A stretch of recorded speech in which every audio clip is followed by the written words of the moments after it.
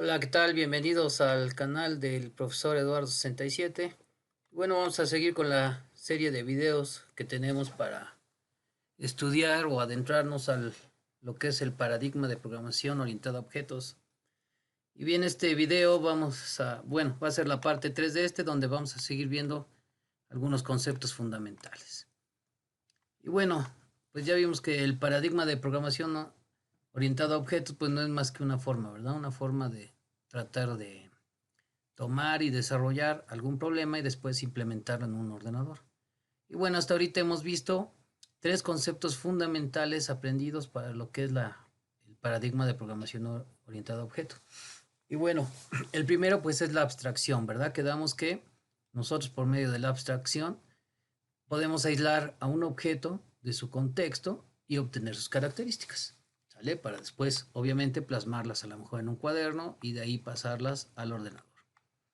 Bien, el segundo concepto importante es la modularidad, que es, si nosotros tenemos un todo, tratar de que ese todo esté formado por módulos y estos módulos pueden ser separables del, del todo principal y cada uno de estos módulos puede tener ciertas características que al sumar todos los módulos pues dan las características totales de este todo, ¿sale? Y si nosotros eliminamos uno de estos módulos, simplemente se pierde la funcionalidad de ese único módulo que nosotros quitamos. Bien, y el otro concepto importante pues es el encapsulamiento, ¿verdad? Que es resguardar las características y funcionalidades de un módulo para limitar su acceso. Es decir, nosotros vamos a agarrar y vamos a encerrar algo así como en una caja, todo lo que hace alguna rutina, algún método, etcétera, y vamos a prohibir que todo el mundo pueda entrar y manipularlo, ¿sale? Entonces hay niveles de acceso, eso ya lo vamos a ver con calma. Bien, entonces estos son los tres conceptos importantes que hasta ahorita se supone que ya hemos estudiado y ya los tienen que tener afianzados. Vuelvo a repetir, abstracción, modularidad y encapsulamiento. Bien, también vimos algunos otros términos importantes como es una clase y quedamos que pues una clase para nosotros para conceptualizarlo pues es una plantilla o molde para poder crear objetos, así de fácil. Esto es como un geocer, no sé si recuerden los geocers, que es una tabletita en donde hay figuras geométricas, por ejemplo un triángulo, un rectángulo, etcétera. Entonces hagan de cuenta que esa es la plantilla. Si yo la pongo en una libreta y dibujo sobre ese triángulo, pues ya se obtiene un triángulo. Y yo puedo mover esa plantilla y dibujar otro triángulo. Entonces, eso es más o menos como nosotros tenemos lo que es la clase. Entonces, la plantilla en sí no es el objeto, ¿sale? Es como el molde para hacer objetos. Y cuando nosotros hacemos un objeto de esa plantilla, se dice que nosotros estamos instanciando, ¿sale? Entonces, ¿qué quiere decir instanciar? Pues obtener un objeto de la plantilla especificada, ¿sale? Entonces, a eso que nosotros obtenemos se le llama una instancia de objeto o instancia de clase también, se conoce. Bien, entonces instanciar es simplemente de la plantilla agarrar y obtener mi primer objeto. Y eso se llama instancia de clase o instancia de objeto, también se llega a conocer. Bien, también es importante ver que para nosotros, cuando ya creamos un objeto, vamos a utilizar lo que se llama el operador punto. Y ese operador punto, ¿para qué sirve? Bueno, pues sirve para acceder a sus propiedades, estados o llamar a sus funcionalidades. ¿Sale? Utilizaremos este operador con la siguiente sintaxis. Bueno, ahorita vemos la sintaxis. Entonces recuerden que un objeto pues está dividido o lo podemos abstraer por medio de sus características. Y las características pueden ser sus atributos o propiedades, pueden ser sus estados o pueden ser sus funcionalidades. Y entonces, ¿cómo accederíamos a él? Bueno, pues de la siguiente manera. Vamos a suponer que nosotros ya tenemos un objeto, el que sea, y le vamos a poner un puntito acá. Entonces, ese operador punto me va a permitir acceder ya sea a las propiedades o atributos, a los estados y a sus métodos o funcionalidades. Bien, entonces un ejemplo sería el siguiente. Si yo creé una instancia de clase, o sea, un objeto, ¿verdad? Que se llama auto y ese auto tiene, por ejemplo, la propiedad color. Para acceder a ella y poderle hacer algo, yo tendría que hacer algo así como auto.color. ¿Sale? Con ello ya le estoy diciendo que mande a traer la propiedad color de este auto. También para su estado, pues tendría que ser lo mismo, sería auto.estado. Entonces estoy mandando a traer el estado de este auto. Y si yo quisiera mandar a ejecutar un método, o sea, que este auto haga una acción, lo que voy a hacer pues es también por medio del operador punto, voy a mandar a traer una cosa que se llaman métodos, que en Java es lo que se utiliza, y vamos a poner auto.avanzar. Entonces con eso le estoy diciendo que auto tiene que hacer una acción y esa acción es avanzar. Obviamente todos estos avanzar, estado, color, pues ya tienen que estar predeterminados.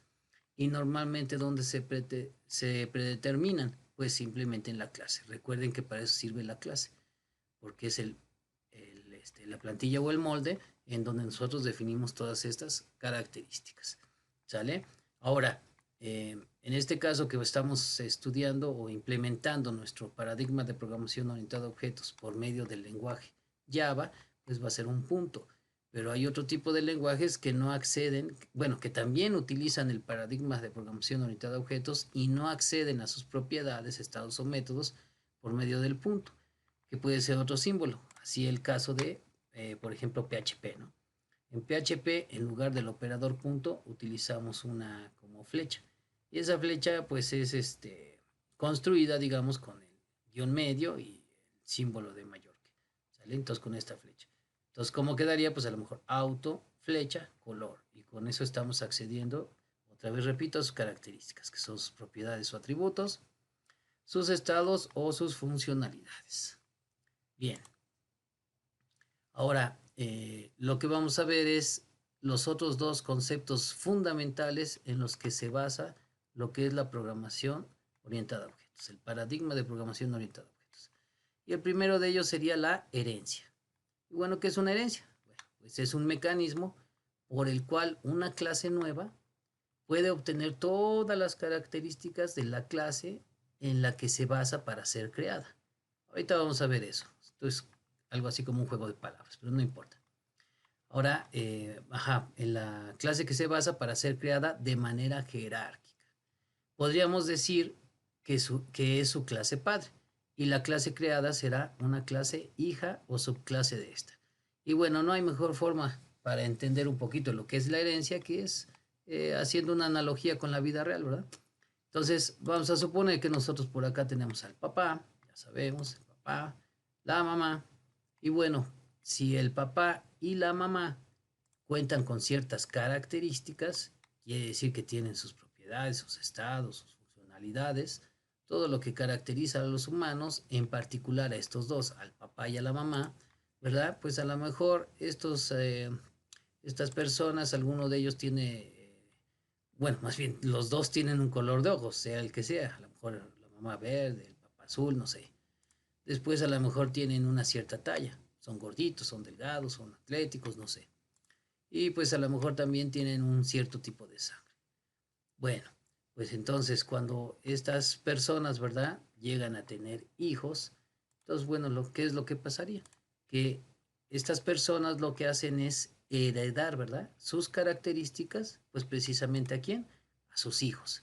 Y entonces vamos a suponer que esta familia, ¿verdad? Este papá y esta mamá, pues tuvieran dos hijos.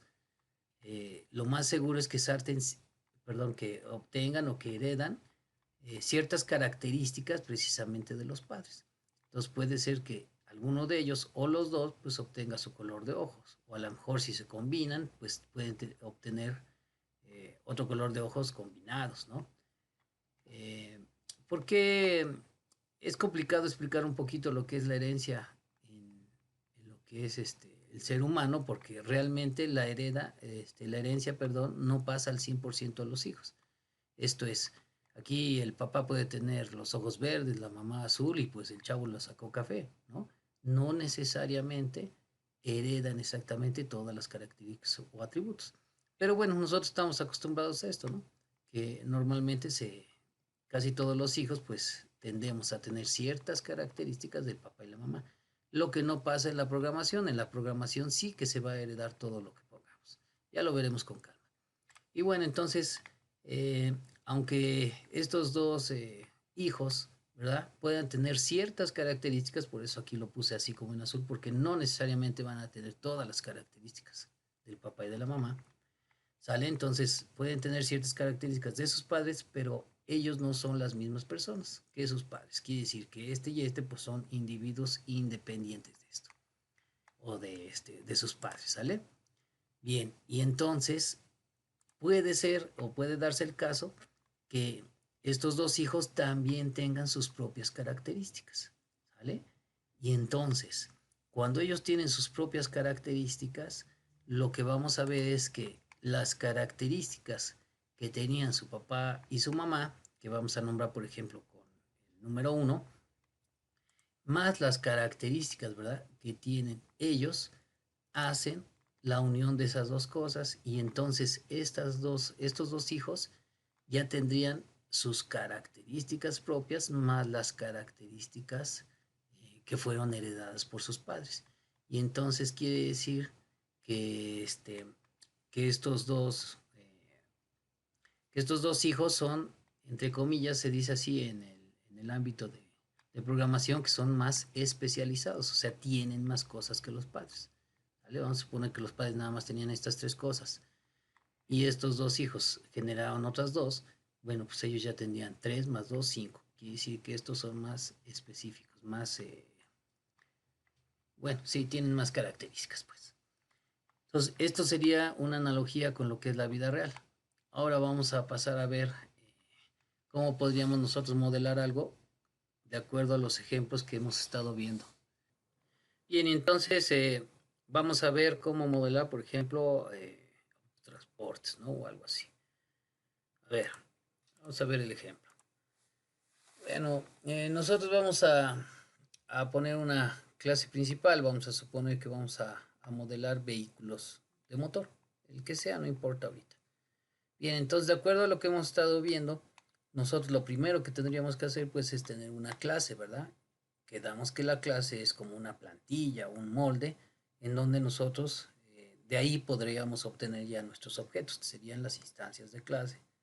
¿Sale? Bien, entonces nosotros tenemos una plantilla y bueno, ya quedamos que por medio de la abstracción nosotros vamos a determinar sus características, lo que son sus propiedades o atributos, ¿verdad? En este caso, pues yo simplemente voy a poner que tenga un color y que tenga un tamaño, ¿sale? Sus funciones, bueno, pues cualquier vehículo de motor, perdón, cualquier vehículo de motor puede avanzar, puede retroceder o puede transportar, ¿sale? Y sus estados, pues podría ser apagado y encendido. Entonces yo ya tengo mi plantilla de donde puedo obtener objetos, ¿verdad? Bien. Ahora entonces vamos a suponer que de esa plantilla yo puedo obtener diferentes tipos de objetos. Quiere decir, puedo obtener camiones, ¿verdad? Porque están de acuerdo que los camiones pues son vehículos de motor, ¿sale? También puedo obtener camionetas a lo mejor, también puedo obtener automóviles y también podría obtener motocicletas. Bueno, entonces, ¿qué vamos a hacer aquí? Vamos a suponer que yo puedo obtener camiones, ¿verdad? Pero de determinado modelo. Como yo no tengo mucha idea de los modelos de camiones ahorita, pues simplemente yo voy a decir que es el camión 1, ¿sale? Pero estamos de acuerdo que pues, este camión es único, es diferente o tiene una cierta modelo, ¿sale? Entonces yo lo que tendría que hacer pues es hacer una plantilla para generar a mi camión 1. Y esa plantilla pues a lo mejor tiene una propiedad nueva, diferente a estas, que es la plantilla general para los vehículos de motor, ¿verdad? Y entonces yo hago una plantilla en donde ahora también traiga una transmisión. Los valores no sé ahorita, pero la propiedad es transmisión. Puede ser transmisión automática, estándar, lo que sea, ¿no? Y también trae una funcionalidad nueva, una función nueva. Aparte de que pueda avanzar, pueda retroceder o pueda transportar, que eso es en general, pues también puede levantar una plataforma. Vamos a suponer que es algo así como una grúa, ¿no? De las que pueden levantar la plataforma y bajar la plataforma. Ok, entonces, ¿qué pasaría acá? Bueno, cuando se crea este molde, ¿verdad? Pero que está basado en el de camiones, ¿sale? Estos obtendrán todas las características de camiones más las suyas propias. Y recordemos que Camiones, cuando nació, ¿verdad? En esta fábrica, entre comillas, ¿verdad? Para seguir la analogía, pues ya nació con sus propiedades que son color, tamaño, avanzar, retroceder, transportar, apagado, encendido. ¿Sale? Entonces, cualquier camión que nazca trae todo esto ya por default. ¿Sale? Pero entonces ahora, si yo hago mi primer camión y le pongo ciertas características nuevas, bueno, pues este camión 1 ya trae todo esto. Ya no lo tengo que definir. ¿Sale? A lo mejor se nos podría ocurrir acá, ¿no? Ah, bueno, pues yo le pongo propiedades y le vuelvo a poner color, tamaño y transmisión. No tendría sentido. ¿Por qué? Porque este camión ya está heredando, ya trae lo que es el color y el tamaño de la plantilla grande, y este camión sería algo así como su padre del camión 1. ¿Vale? Bien, entonces nosotros vamos a heredar, vamos a obtener lo que trae ya nuestro padre, que sería aquí camiones, pero este hijo trae algo nuevo. Y entonces este camión 1 pues resulta que ya trae todos estos dos propiedades más una, pues ya serían tres. Y aquí cuántas funcionalidades son, pues son una, dos, tres, y aquí una más, serían cuatro. ¿Sale? Entonces se dice que este camión pues es más especializado. Bien, y de la misma forma entonces si yo quisiera, ¿verdad? Eh, bueno, aquí entonces esta sería la plantilla y simplemente ya sale el camión, ¿no? Entonces, esta es la plantilla del camión. Ya quedamos que hereda, que trae todas las propiedades, la suma y bueno, ya salió el camión 1. Y decía, si nosotros queremos hacer un camión 2, ¿qué tendríamos que hacer? Pues definitivamente tendríamos que hacer otra plantilla para el camión 2. Ahora, la plantilla para el camión 2 no tiene que ser necesariamente lo mismo que yo definí aquí, porque si fuera lo mismo, entonces quiere decir que yo estoy haciendo una instancia igualita a esta, no tendría sentido definir otra plantilla, ¿verdad? Pero vamos a suponer que el camión 2 pues son diferentes, es otro modelo, hace otra cosa. Vamos a suponer que este trae una propiedad nueva que se llama quemacocos, ¿no? No sé si los camiones traigan quemacoco o no, pero bueno, es el cristal que está arriba en el techo, ¿verdad? En el que podemos abrir para que entre aire, entre solecito. Entonces vamos a suponer que este camión 2 pues tiene una nueva propiedad que se llama quemacocos. Y pues también trae otra función nueva, que es por ejemplo mover el eje trasero. No sé si han visto los camiones muy grandes, que para estacionarse pues ya también les ponen esa funcionalidad, ¿no? Que pueden mover también las llantas traseras atrás, de atrás, pues valga la redundancia. ¿Sale? Bien, entonces estas dos cosas son nuevas para este camión. Y bueno, obviamente pasa lo mismo.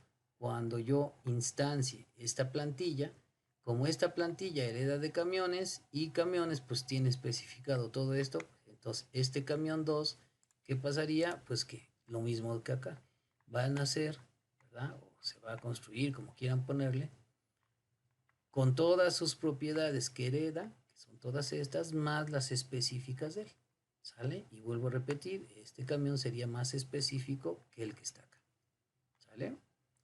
Bien, y obviamente pues si quisiéramos hacer un tercer camión, cuarto, quinto, lo que sea, pues tengo que hacer exactamente lo mismo en la plantilla del camión 3, pues tengo que especificar sus propiedades, sus funciones, sus estados, todo lo que yo quiera, y simplemente saldría el camión número 3. ¿Sale? Y bien, así como este ejemplo, podríamos tener lo mismo para camionetas, automóviles y motocicletas. Entonces, ¿qué quiere decir? Pues lo mismo, si yo quiero hacer camionetas, si voy a construir diferentes tipos de camionetas, ¿verdad? Pues simplemente yo defino su plantilla, ¿verdad? Plantilla 1, plantilla 2, plantilla 3, que tenga sus diferencias y al final me va a resultar pues una camioneta de un modelo, de otro modelo, de otro modelo. Ejemplo, ¿no? Lo mismo para los automóviles, sería exactamente lo mismo. Y lo mismo para las motocicletas, ¿sale? Y bueno, entonces, ¿qué pasa? Que todos los que nacen, y esto lo pongo entre comillas, hay muchos que no les gusta decir esta palabrita, pero a mí me gusta para explicar, ¿no? ¿Qué es lo que está pasando? Obviamente por eso lo pongo entre comillas, ¿no? Estas cosas no nacen. Pero bueno, para mí nacer quiere decir que lo estoy sacando de una plantilla o de un molde, ¿sale? Por lo menos es un término que utilizo mucho en programación. Bien, entonces todo esto sería eh, lo que es un ejemplito para que se entienda un poquito más lo que es la herencia, ¿sale? Entonces vuelvo a repetir así rapidito, yo tengo mi plantilla principal para crear vehículos de motor. No dice qué va a hacer. Pero todos los vehículos de motor van a nacer con propiedades que son color y tamaño, con funcionalidades básicas que serían avanzar, retroceder o transportar, y con sus estados apagado y encendido. Entonces de aquí pueden salir camiones, camionetas, automóviles o motocicletas. Para ello, pues entonces yo tendría que crear una plantilla para crear mi primer camión, ¿sale? Y bueno, le creo las propiedades básicas de ese modelo de camión, y cuando sale el primer camión o nace el primer camión, pues este ya va a nacer con todo lo que trae la plantilla padre más lo que se genera en ella, ¿sale? Y este camión se le llama que es más especializado. Y bueno, así todo lo demás. Bien, entonces ahora lo que vamos a ver es de forma jerárquica cómo podríamos conceptualizar este ejemplo. Y bueno, vamos a ver lo que es una jerarquía. Y una jerarquía sería, bueno, pues poner a la clase padre hasta arriba y de ahí a todos sus descendientes, que serían, por ejemplo, en este nivel serían hijos y en este nivel serían nietos, ¿no? Y bueno, pues estos serían los padres de estos y esto sería el abuelo de estos. Y lo mismo, entonces nosotros definimos pues todo lo que son las propiedades, las funciones y los estados, ¿verdad? De la clase mayor, de la clase padre, ¿sale? Y bueno, esta clase cuando nosotros obtenemos camiones, camionetas, automóviles y motocicletas, pues simplemente hereda todo lo que son las propiedades, estados y propiedades, estados y funcionalidades, ¿sale? O sea, lo que son las características. Y vuelvo a repetir, se hereda a este nivel, ¿verdad? Pero si este camiones también trae sus propias funcionalidades, sus propios estados, sus propios propiedades, pues entonces se suman, ¿verdad? Aquí por eso puse más. Se suman todas las que ya trae heredadas más las propias que él tiene, ¿sale? Y todo esto ya sería parte de camiones, ¿sale? También aquí en camionetas, automóviles y motocicletas, ¿no? Pues pasaría exactamente lo mismo. Y de ahí, si entonces yo ahora quiero construir un camión, ¿qué es lo que pasaría? Pues simplemente ahora sería lo que son las funcionalidades de hasta arriba que vienen heredadas de vehículos de motor, ¿sale? Después la que podamos haber escrito en lo que son camiones y posteriormente en la que las características propias de lo que es ya la instancia de objeto, que sería camión 1, camión 2, etcétera, ¿no? Que podría ser propiedades, funciones, estados. Y entonces sumadas todas estas, ¿verdad? Aquí dice que trae unas heredadas de hasta arriba, otras heredadas más las propias, pues son todas las propiedades que tiene. Y entonces, cuando alguien nos llega a preguntar si cuál es el objeto o la clase más específica, pues tendríamos que decir que es la de abajo, no la de arriba. ¿Sale? Entonces recuerden, la de abajo es más específica o especializada porque trae todas las características de arriba, de arriba, de arriba, todo lo que va heredando. Bien, entonces esta es una forma en la que nosotros podríamos ver lo que es la herencia de forma jerárquica. ¿Sale? Espero que se vaya entendiendo. Y bueno, con esto nosotros terminaríamos de ver lo que es la herencia así en conceptos básicos. Obviamente, todavía tenemos que ver cómo implementarla en lo que es el lenguaje de programación elegido, y en este caso pues es Java. Bien, pero entonces para eso ahora vamos a ver el último concepto importante o fundamental de la programación orientada a objetos. Existen muchos otros conceptos, pero estos son la base de lo que es el paradigma de programación orientada a objetos. Y este se le conoce como polimorfismo. Y bueno, ¿qué es el polimorfismo? Pues es algo así como cuando nosotros damos una orden, ¿sale? Que puedan tener una coherencia, o sea, por ejemplo, a un avioncito le voy a dar una instrucción que en su funcionalidad esté hacer esa instrucción. Si yo le digo, por ejemplo, que no sé, se me ocurre que se meta a la tierra y que cabe, pues no, obviamente eso no va a suceder. Por eso dice que la instrucción o la orden debe de tener coherencia, ¿sale? Y bueno, depende de cómo nosotros hayamos implementado esa funcionalidad, es que va a cumplir el objeto dicha orden, ¿sale?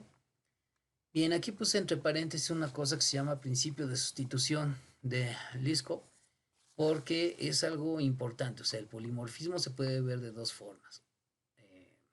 Una que es la que les voy a explicar ahorita, Y otra la voy a dejar pendiente, por eso lo puse así, pero sí quise anotar que también el polimorfismo se conoce como el principio de sustitución Liskov.